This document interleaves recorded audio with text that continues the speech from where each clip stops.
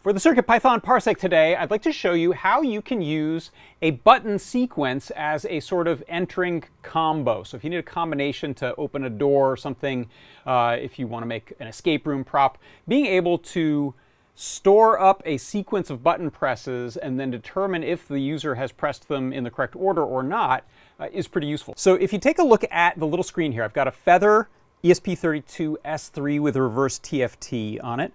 And we've got these little buttons on the side here.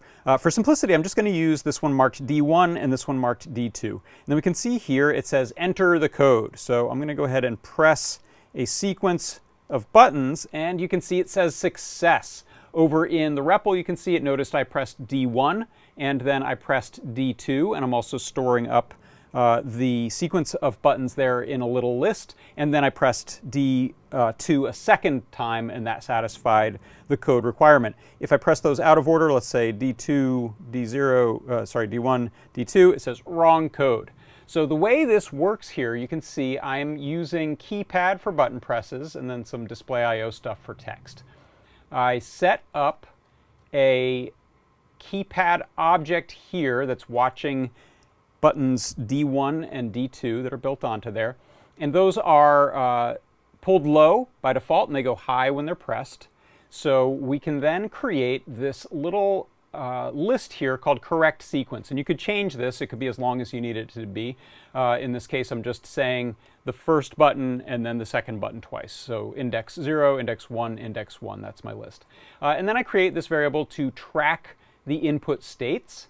I create a little text update here so we can display text by calling this, and we also can reset the sequence just to clear out that little list that I have. In the main loop, we check for events, and that's a keypad feature. If a button gets pressed, first we're going to grab the button index. It's either index 0 or index 1. And then we're going to append that number to the current sequence. So it's initially just that empty sequence or empty list. And then the first time I press something, like this case, that just entered a 0, and you can see it there in the brackets.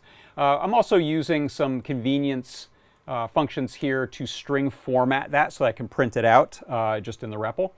And then I'm also setting a little asterisk here to show that we have progress. We've added one button to the little list. I'm going to press a second one. You can see now my sequence list has gone to the first button and the second button, or index 0 and index 1.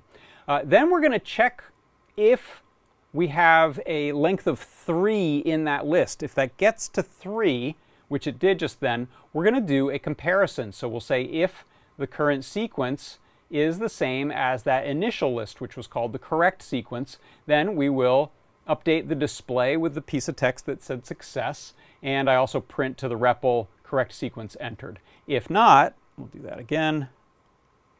We print out wrong code to the screen, wrong sequence down below, and just for simplicity here, you wouldn't want this in real code, and this is not very secure, I should say. We can look at what we were expecting to get and then what we did get. And then we just do a little couple second pause there after it prints the message, and then we reset the sequence and we're ready to enter again. And so that is how you can use a button sequence as a combination to open something. And that is your CircuitPython Parsec.